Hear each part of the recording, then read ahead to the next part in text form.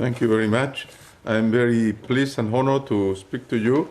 I'm always very happy to come to Ireland, a country where Kevin was telling me in the preamble of the Constitution explains that it's a covenant between God and Ireland. No?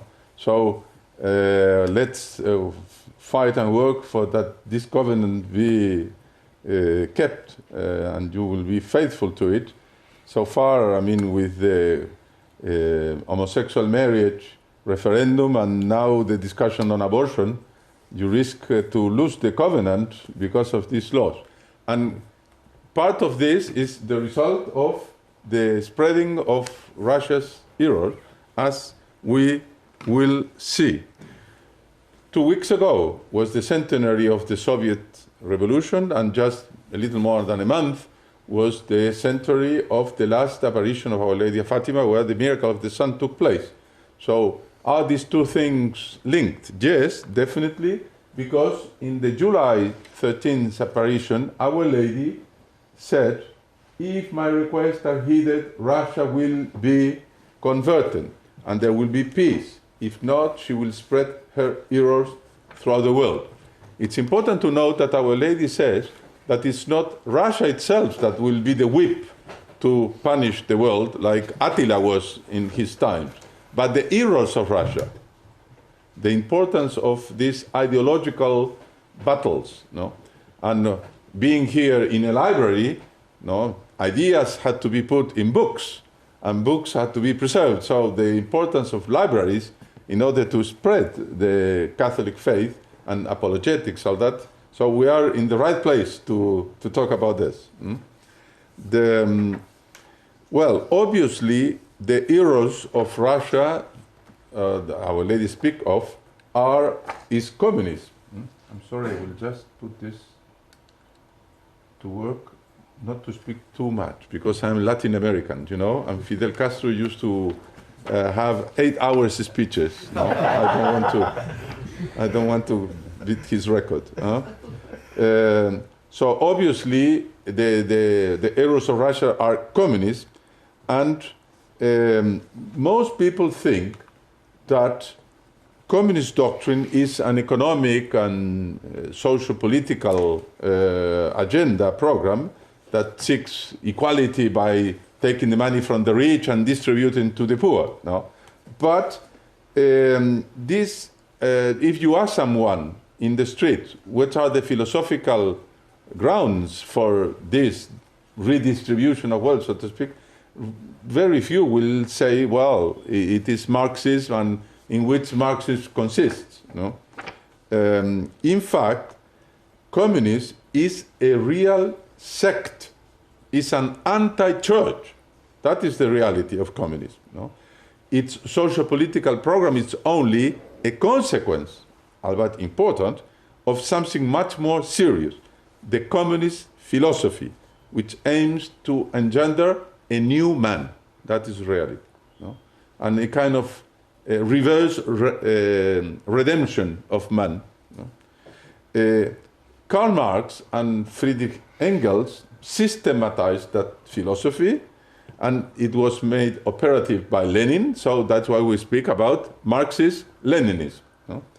And this really was the great export product of Soviet Russia throughout the 20th century. No?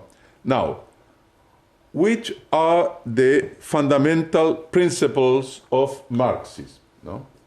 They are 4: materialism, evolutionary dialectics, relativism, and pragmatism. I will quickly describe them, and you will notice how much they are penetrated in our daily lives. No? These principles already, how our society is soaked with these Marxist principles. So let's first see atheistic materialism. For Marxists, there is only matter. For Engels, the spirit is the supreme product of matter.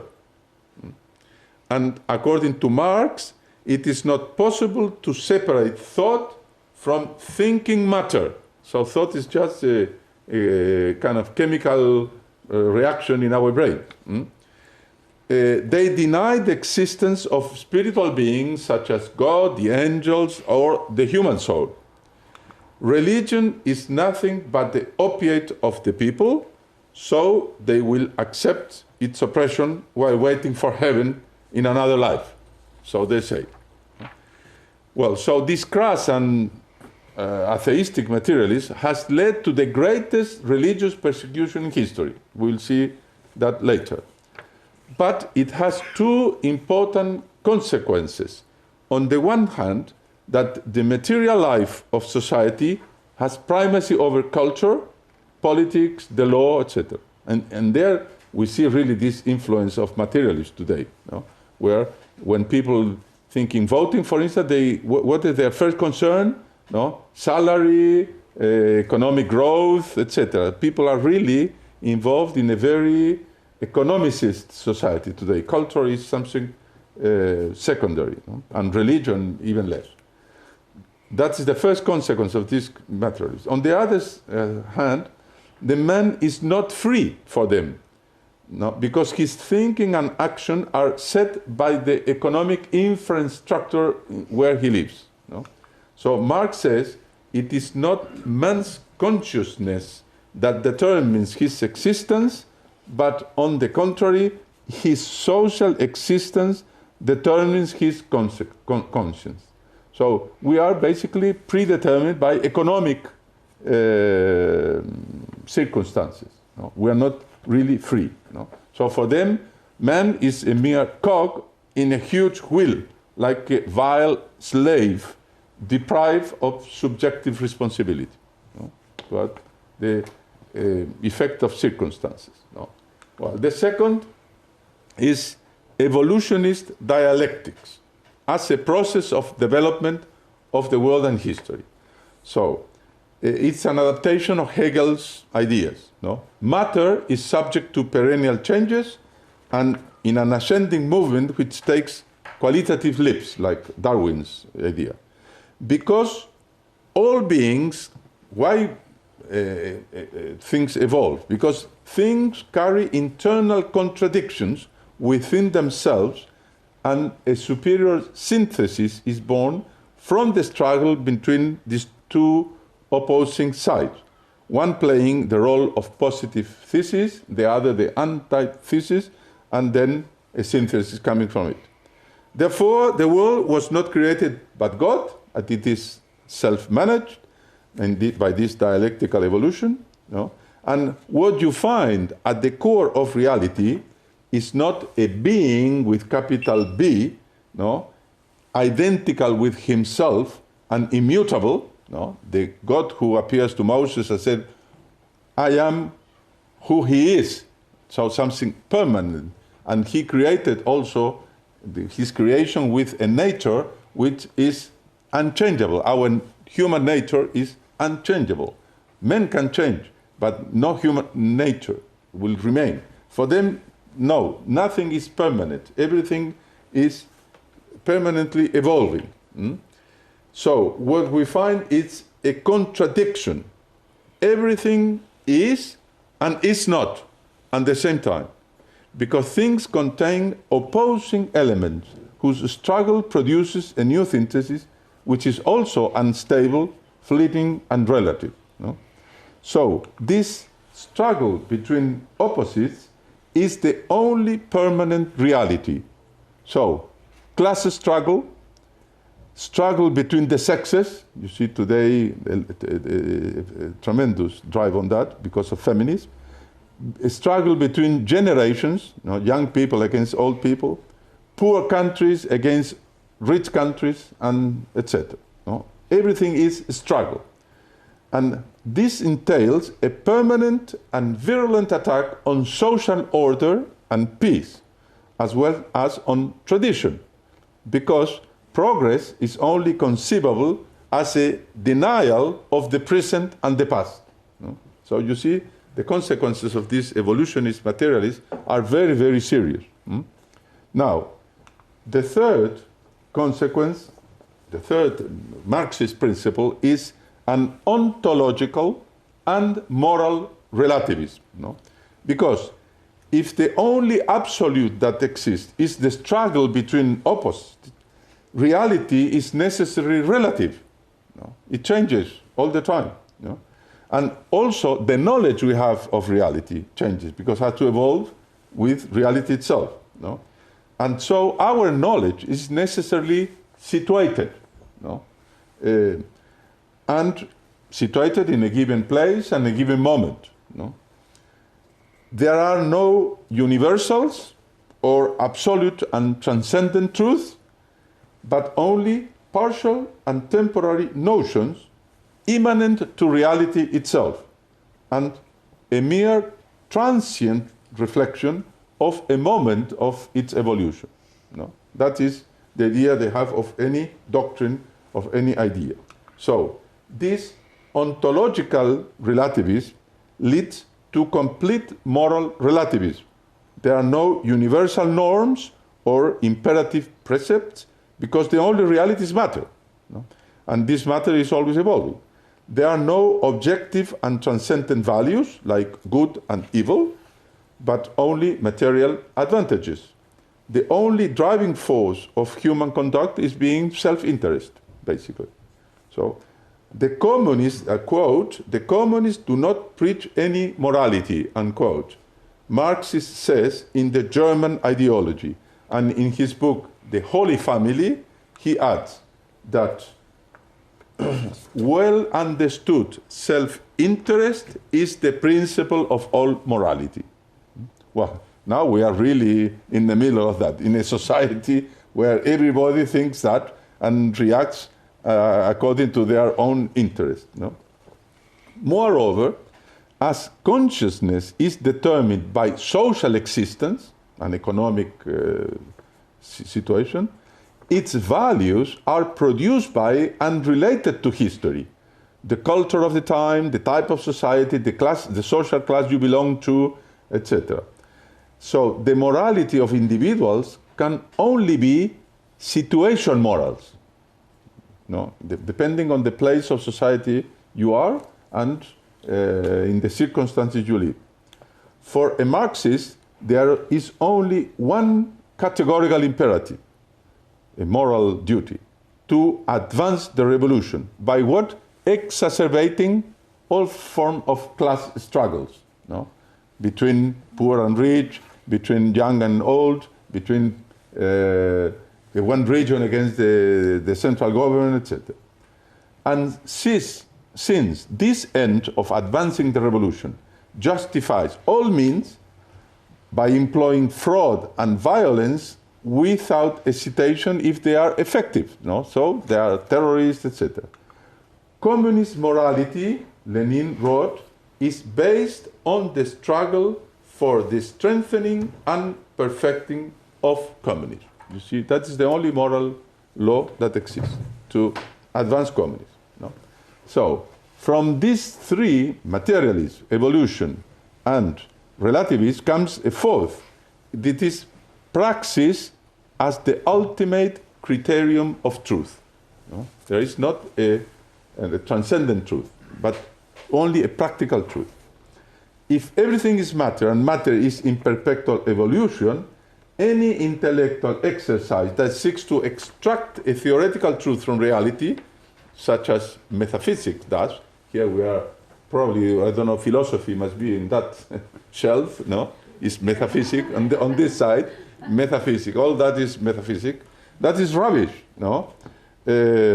Because it's doomed to failure, no? However, man is capable of undertaking a revolutionary transformation of the world. Therefore, the only intellectual speculation that makes sense is to develop a philosophy of praxis. As Mao Zedong said, theory depends on practice. Theory is grounded on practice and is in turn at the service of practice. No? Well, all our politicians have a lot of this thinking, no? And unfortunately, even some of our clergymen now are, in the name of pastoral effectiveness, they are taking a very similar approach. And Marx goes on to say that the question of knowing whether there is any objective truth in human thought is not a matter of theory, but practice. It is in praxis that the human being has to prove the truth. The only thing that counts, therefore, is the result, and any argument or theory is valid only insofar as it serves to justify the revolutionary transformation of the world. Well, these four errors of Marxism were not limited to pure theory, but were put into practice soon after Lenin seized power, in 1917, 100 years ago. As has been said, the Soviet Union organized the greatest religious persecution of Christians recorded in history. On December 4, 1917, all church properties were nationalized. 2 months later, the teaching of religion in schools was outlawed and allowed only in private and for adults. So children, not even in private, could be taught.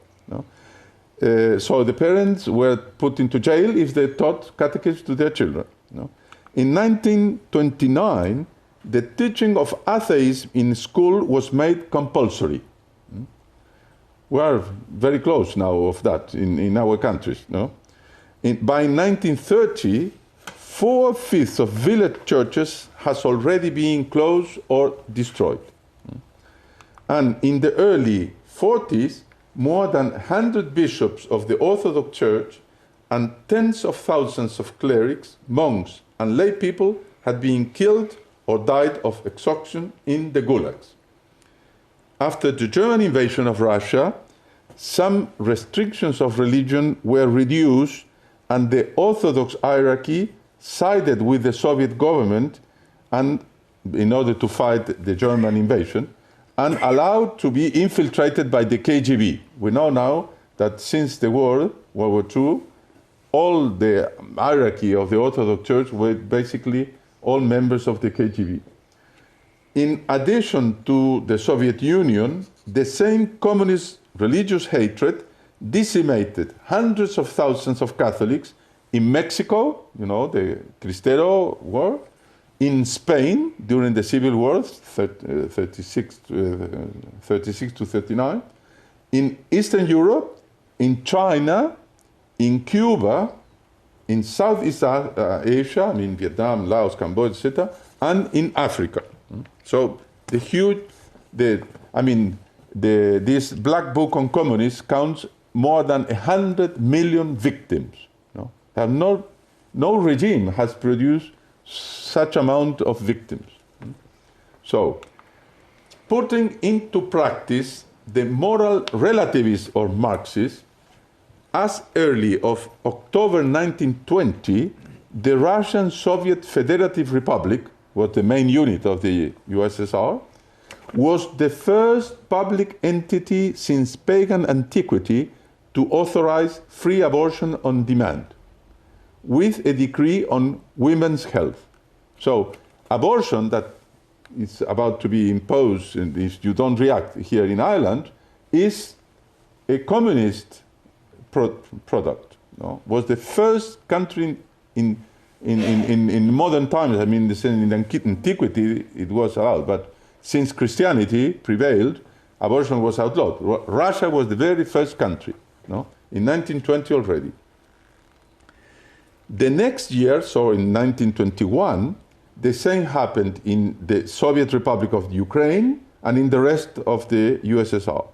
So the argument employed, we all know it very well, was that uncontrolled and dangerous clandestine abortions would otherwise continue.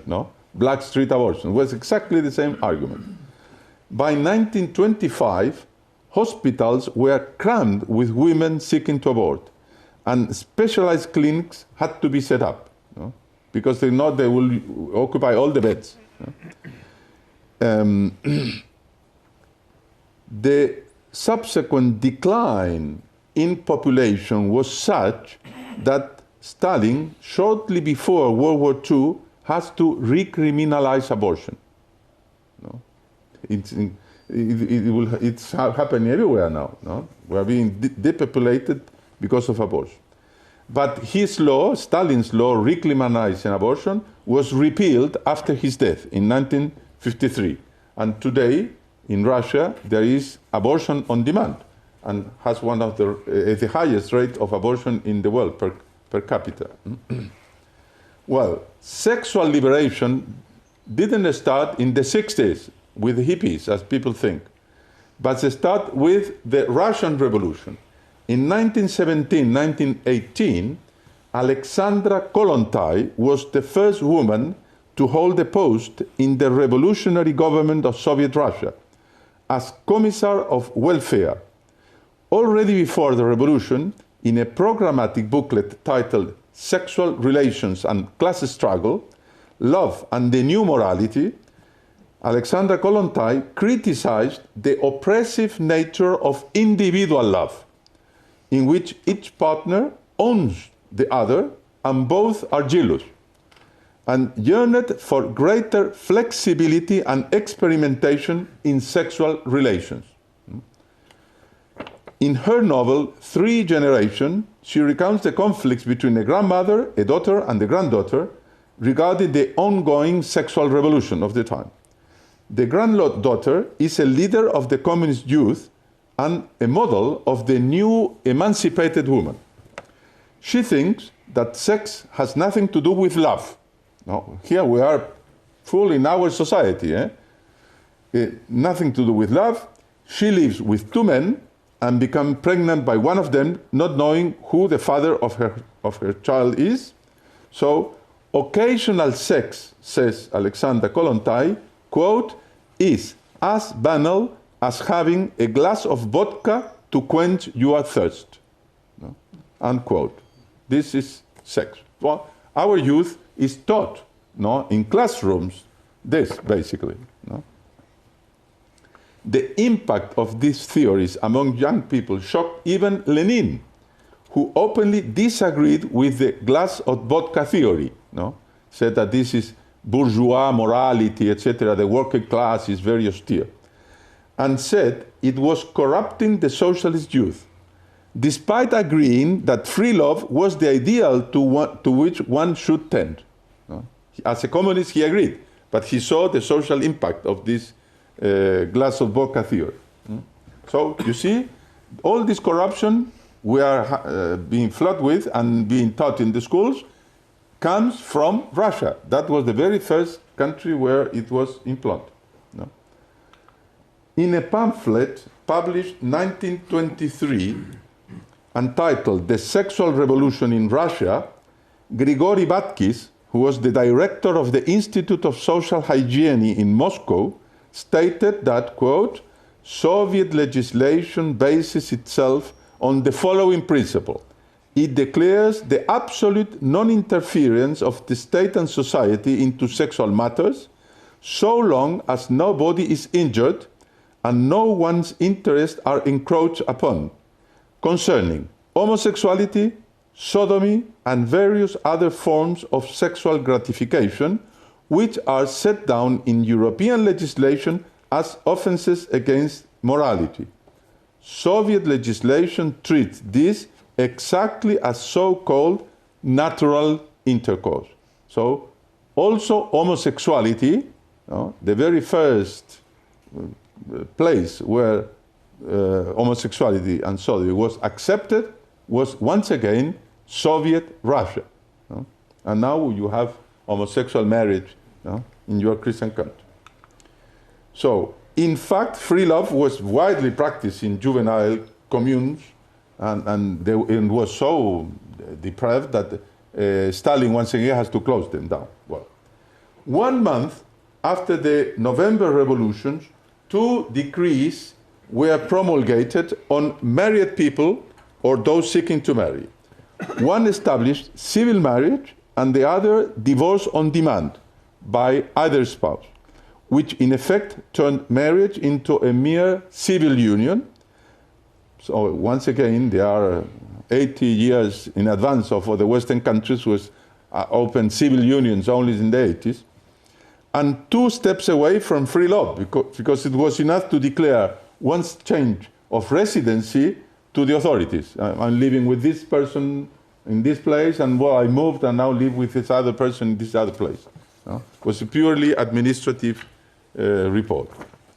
Another libertarian measure was to end the minimum age of consent to have sex, replacing it with the fluid concept of sexual maturity, which remained in the Soviet Penal Code until 1999. So it was the judge who, actually in France, is the same now, and there is a court case, it's a huge scandal, because a girl, age 11, was raped.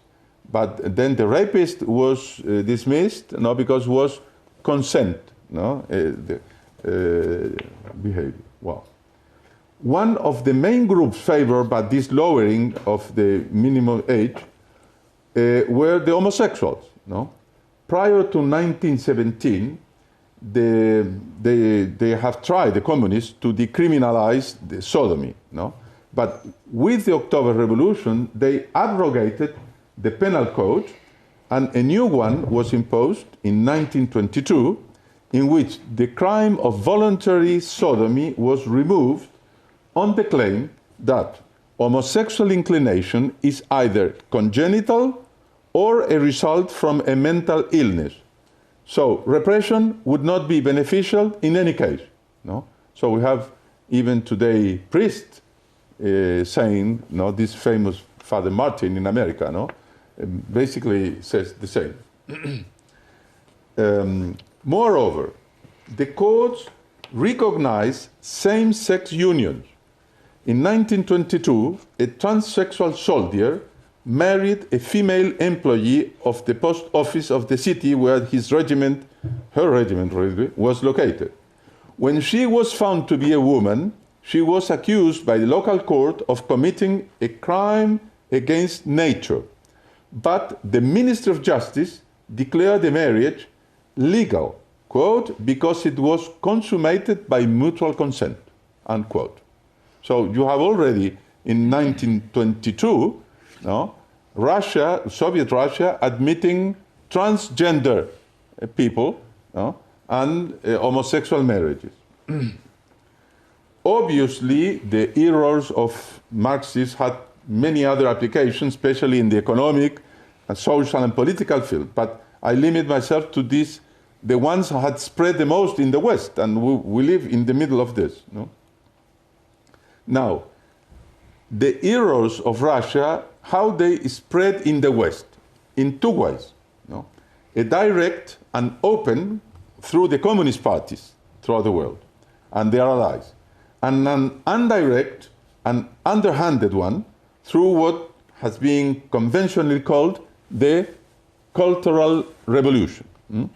So, Russia is entirely responsible for the open and direct diffusion of Marxism because of the leadership that Moscow assumed in the World Communist Revolution. In March 1919, in St. Petersburg, Lenin opened the Third Communist International Congress. It's called Comintern, because it's a German abbreviation, which aimed, quote, at the creation of an international Soviet republic as a transitional stage to the complete abolition of the state, unquote. From the Fifth Congress, held in 1925, after the rise of Stalin, the International, the Comintern, adopted new statutes, which began the so-called Bolshevization or Russification of the Communist International and its member parties. In 1943, the Comintern was dissolved to allay the fears of the capitalist countries in the war, because they were allies, to fight against Nazis. But in spite of the Comintern, it didn't exist anymore, all the communist parties in the world continued to turn to Moscow for guidance and funding and everything. and so a source of inspiration and political and doctrinal leadership, giving the Kremlin a greater supremacy than the one the Vatican has in the Catholic Church. So it was really the Russian Communist Party that led communists all over the world, and they infiltrated with these ideas the whole world. Now, the indirect and camouflage expansions of the eros of Russia came in three ways, acting in parallel. The first was developed by Antonio Gramsci, one of the founders of the Italian Communist Party and the Italian delegate to the Third Comintern Congress in 1922. He was condemned in 1928 by the fascist regime to 20 years imprisonment for incitement to civil war, and he began to write his famous prison notes, or notebooks, centered on the question of how to make Marxists penetrate in a country like Italy, marked by a profound cultural and religious tradition. That was the main problem. We conquered Russia, but we had never been able to conquer a Western country, and more civilized and very religious. He asserts that changes in the relations of production are not what advanced the revolution, but must be preceded, advanced, by change in the values of civil society.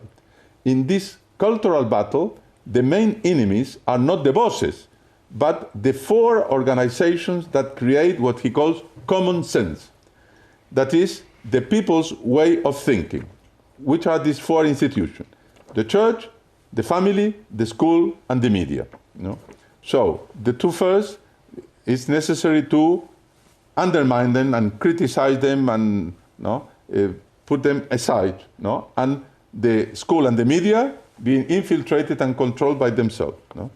So an elite of organic intellectuals who are able to interpret the sentiment of the masses must try to carry out a cultural penetration and impregnate society with immanentist materialism by using the very language of bourgeois culture. So democracy, freedom, human rights, etc. And seeking allies in the ecclesiastical, artistic, academic, and journalistic worlds. These allies need not declare themselves Marxist, but rather just open to new ideas. They are progressivists, and favor the ideological transshipment of society towards Marxism. So the proof of the great success of the Gramscian strategy is that after the fall of the Berlin Wall, and despite of the discrediting of the communist parties, Marxist ideas have never penetrated so deeply into modern society, as we see around us, effectively establishing what Cardinal Ratzinger at the time denounced as dictatorship of relativism. Well, the second vehicle to spread the eros of Russia was the so-called Frankfurt School. In 1922, Felix Weil, you see that him there in the picture, he was the son of a very wealthy German businessman and author of a doctoral thesis on practical problems for the implementation of socialism, organized the first week of Marxist studies, which included among its participants Georg Lukács, former education commissar of an ephemeral communist government in Hungary, and the first world promoter of a pornographic sex education program. In this, really, the text of his sex education program was really pornographic. He wanted even have children practicing sex in order to learn. The meeting resulted in the founding of the Institute for Social Research, for which Weil obtained from the government the status of a university institution. Important personalities within the institute were Marx Horkheimer, Erich Fromm, Theodor Adorno, Wilhelm Reich, and Herbert Marcuse. All of them attempted to fill the gaps between classical Marxism and the rest of the sciences with input from various disciplines, and particularly Freudian psychoanalysis. When Hitler assumed power in 1933, they migrated to the United States and began teaching at major universities, especially in Columbia. After the war, some returned to Frankfurt, where a new social research institute resumed activities until Theodor Adorno died in 1969. But the rest of the team, which included Herbert Marcuse, stayed in the United States. No? The thinking of the Frankfurt School is summarized in the so-called critical theory, which questions the rationalism and authoritarianism of the bourgeois society, which supposedly operates as a cultural conditioning to prevent its victims from experiencing alienation. So the child in the family doesn't experience the alienation of the authoritarian family because he's conditioned by the family model. No? So this subjection, or the same in the school, etc. So the engine to break free from this alienation should be man's subjectivity and instinct. That is the Freudian part of this new Marxism. Eros and the craving to be happy in freedom. And the agent of this total revolution should not be the working class, but rather the marginalized social sectors. So sexual minorities, feminists and homosexuals, migrants, ethnic and indigenous minorities, etc., who must employ new forms of organization and protest, the so-called social movements, and their occupation, Occupy Wall Street, Indignados in Spain, the Black Bloc, that disturb all kind of. In Marcuse's words, quote, "The ideas and traditional strategy of revolution are outdated. We need to carry out a kind of diffuse and dispersed disintegration of the system," unquote. And in reality, they succeeded because they destroyed the family, they destroyed the school, they destroyed even the churches. Everything was destroyed from within. So from these postulates was born the counterculture of the 1960s, aimed at, quote, "discovering new models of family, new sexual customs, new lifestyles, new aesthetics forms, and new identities," unquote. In these environments, the new non-authoritarian society would be formed. And so we are fully on that. And this is pure Marxism. All these philosophers belong to the Frankfurt School and are officially Marxists. So the worst was that this really scattered in society and disintegrated everything. Now, the third indirect way is represented by a handful of French scholars, heralds of what they call postmodernity, notably Deleuze, Foucault, and Derrida, who became famous in the United States, giving rise to the so-called French theory, and in Europe as theory of deconstruction.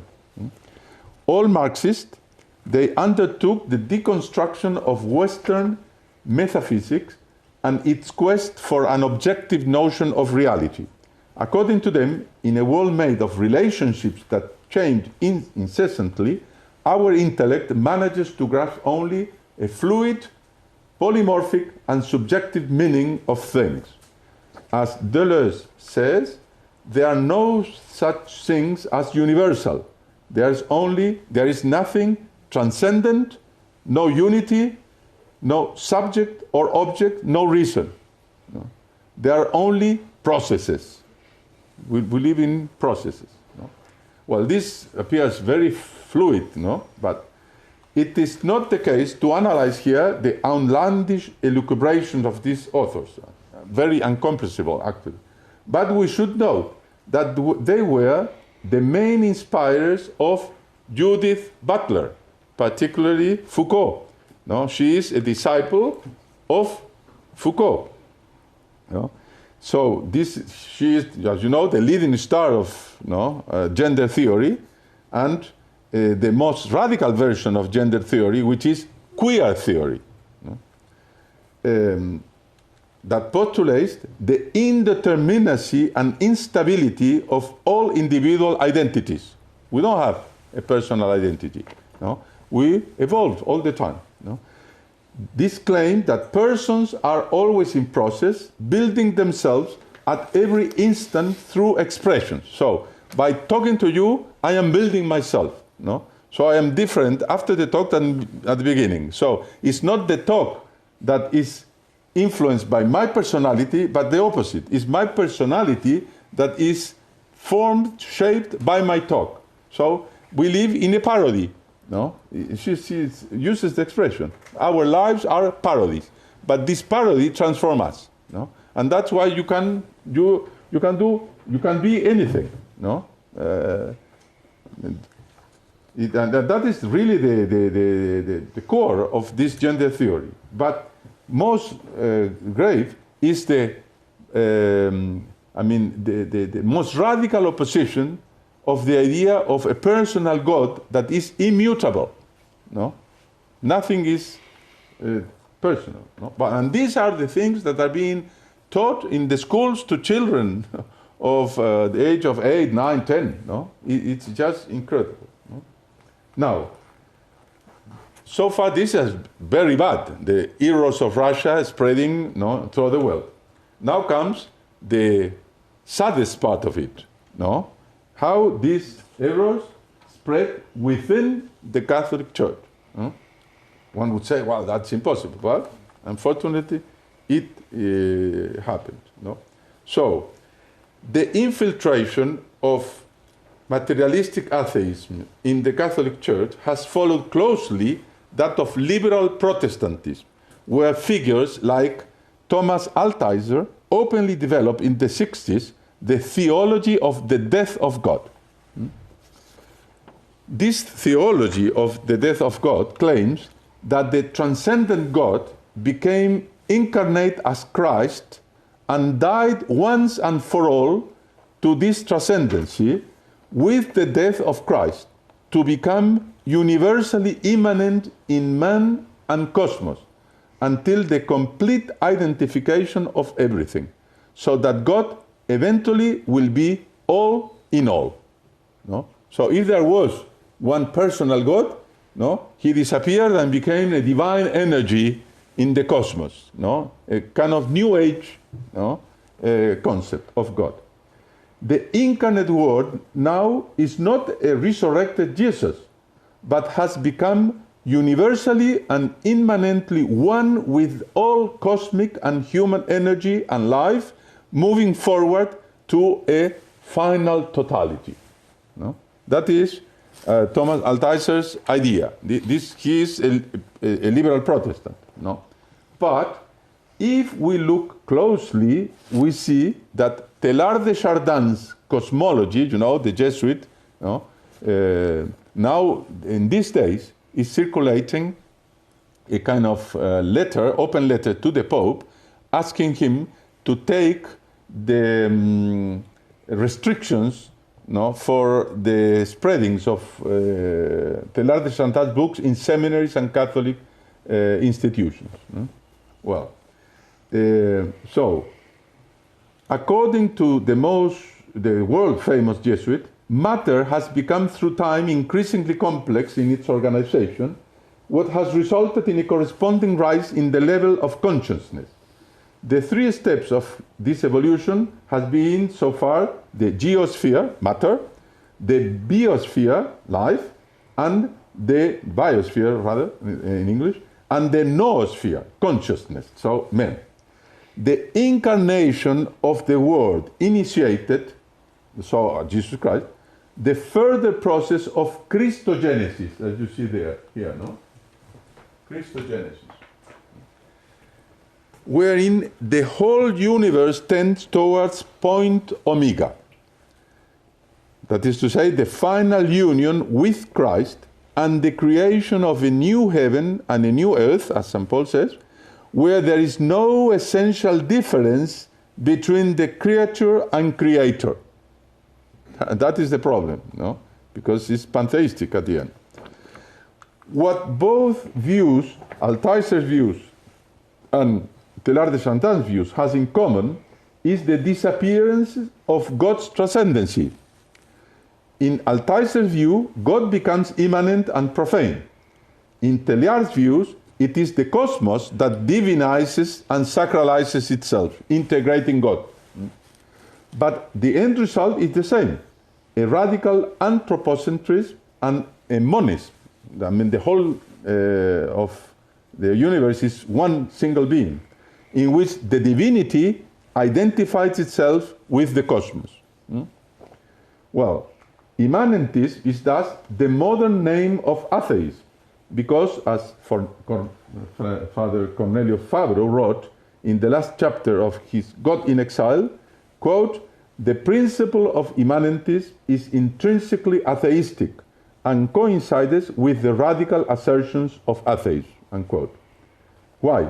Because immanentism is the error of understanding, quote, "the immanence of God or of his action in us in such a way that it could, in fact, exclude the reality of his transcendency," unquote. So immanence is God dwelling in us, real immanence. God is immanent in the universe, that's for sure. But real one is the dwelling in us through divine grace. But for immanentism, by denying the transcendency of God, utterly falsifies the divine nature, identifying it with the whole cosmos. We in heaven will see God face to face. No? So that means there are two faces. No? Like Americans say, that you need two to tango. No? So we will not disappear and God will not disappear. But in this conception, we all are reunited in one divine being. So the transcendency of God is no longer that of classical metaphysics, but it is understood in an existential and historical sense. God is the horizon that precedes us and makes us know all the rest. Transcendency is experience in existence, whereby God communicates himself in existence. God reveals himself in the world to everybody, and as man is always situated in a particular history, God reveals himself in history, not outside, but inside history. Profane and sacred history coincide, and the voice of God can be heard by listening to historical events that occur in the humanity of my time, because that is where God speaks to me and to everyone. Revelation takes place in the encounter between conscience and history, and no one is excluded from it. Therefore, even pagans and atheists are anonymous Christians. No? So, someone will imagine that I'm inventing this. No, this Karl Rahner's theology. No? That is just a resume of what Karl Rahner's think. No? The church itself is part of the world. No? Is world to all intents and purposes, and must read the signs of the world, dissolving itself at its service. The church must dissolve itself at the service of the world. The church's mission is human promotion and philanthropy, not evangelization. Today is, when they go to Africa, it's just for purpose of human development, not to evangelize. These absurdities, no, as I say, are not an invention of mine. It's a resume of Karl Rahner's theology. He was the most influential theologian at the Second Vatican Council, and one of the main writers of his dogmatic constitution, Lumen Gentium, which was very much marked by this theology. Shortly after Vatican II, the students of the Lateran University, you know, the Lateran University is the university that belongs to the Pope, no, were asked who is the main Catholic theologian of all times. No? Well, everybody was expecting, well, they would say Thomas Aquinas, St. Augustine. No, they put Karl Rahner. No? Well, it's enough to say that Cardinal Walter Kasper is the disciple of Karl Rahner. No? So that you have the idea, the influence he had. No? So we notice the strong influence of Rahner's immanentism in modern Catholic theology and in parish life in the exorbitant use of the sign of the times, no, vocable, and in interpreting and applying divine revelation, as if God himself were evolving together with the world, in the exorbitant appeal to modern conscience and sciences to justify changes in morals. For instance, Father Martin in America, he says, well, with Freud we understand better sexuality and we cannot consider homosexuality as unnatural. No? In the total loss of sacrality in liturgy. No? So it's the assembly that celebrates itself and play guitar and all this. And the inclusion of totally profane elements in the sacred rites, in the new fashion of calling God in an informal way, you instead of thee, no? Because that is too transcendent the God. He is a comrade, a comrade God. In the excessive involvement of the Church in purely humanitarian work and worldly struggles, like for instance ecology now, or immigration.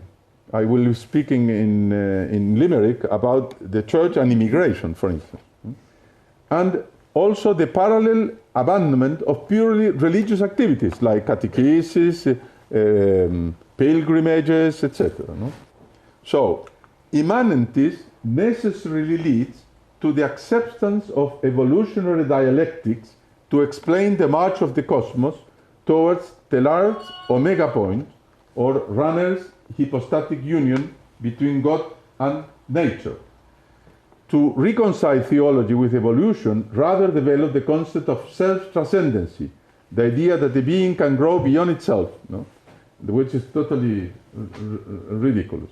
Well, but goes to the Spirit, the Holy Spirit, in its turn is pointed towards an ultimate deeper union between the Spirit and matter, and ultimately to the union of matter and spirit with their creator. So you have here again the idea of immanence. So if God evolves, man evolves, human understanding evolves, so the dogma evolves. Things must change.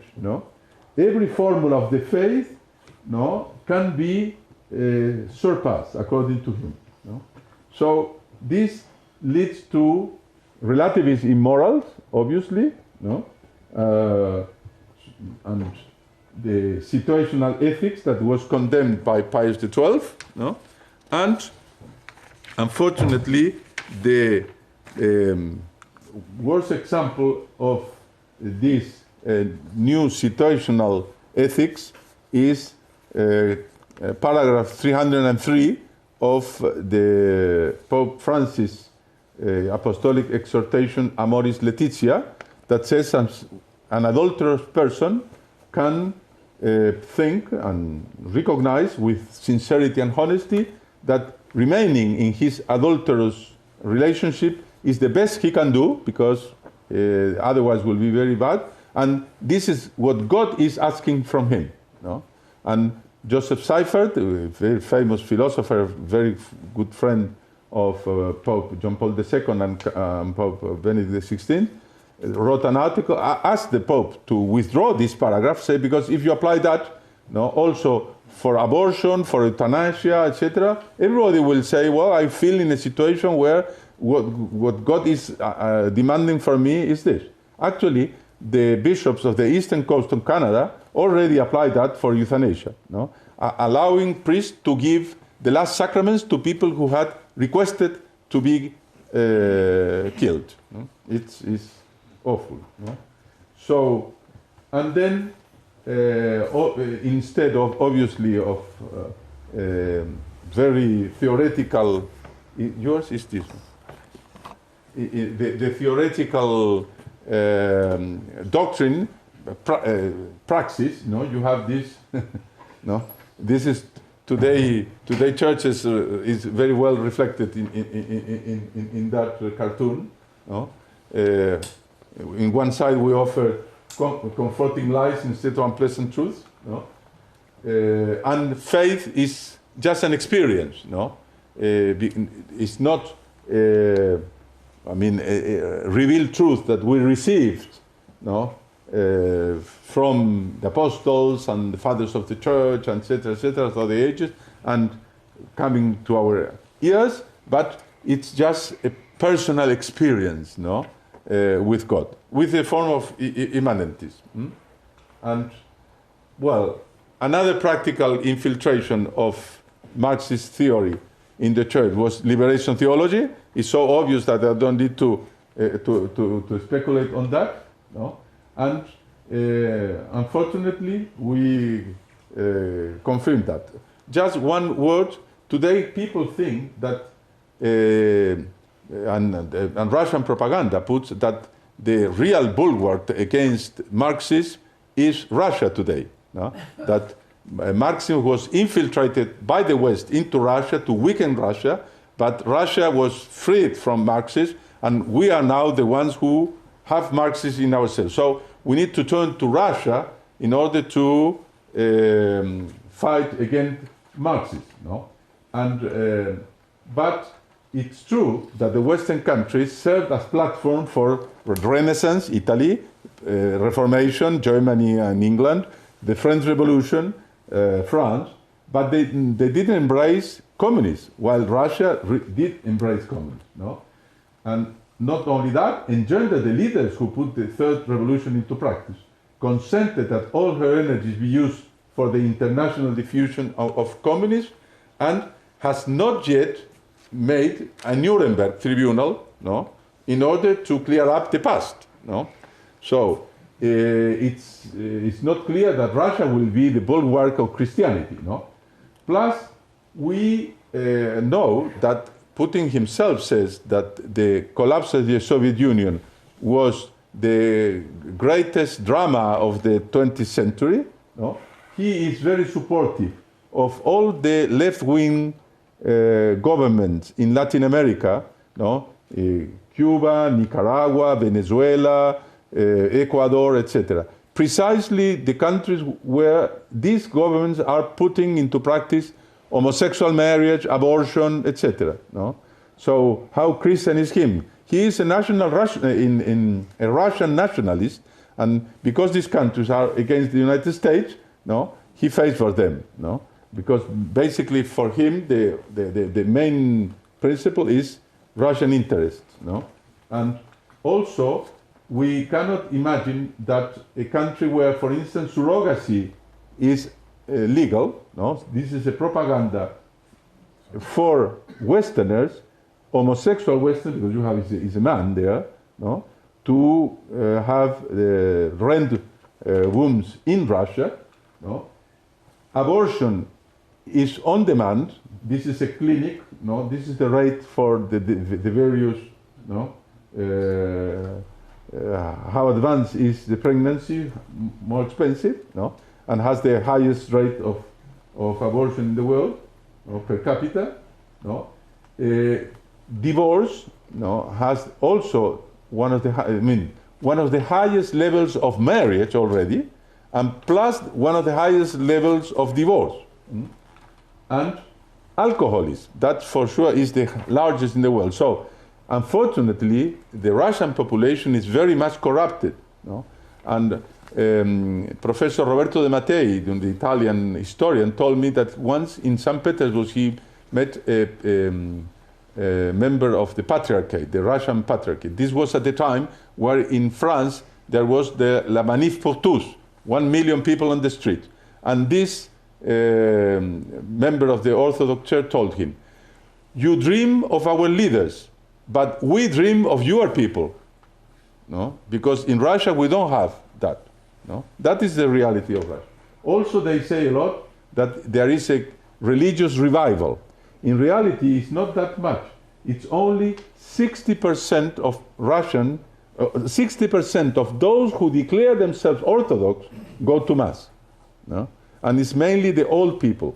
No? When you see, for instance, in Poland, it's 45 or 46%. No? And so it is not true that Russia will be the bulwark of Christianity.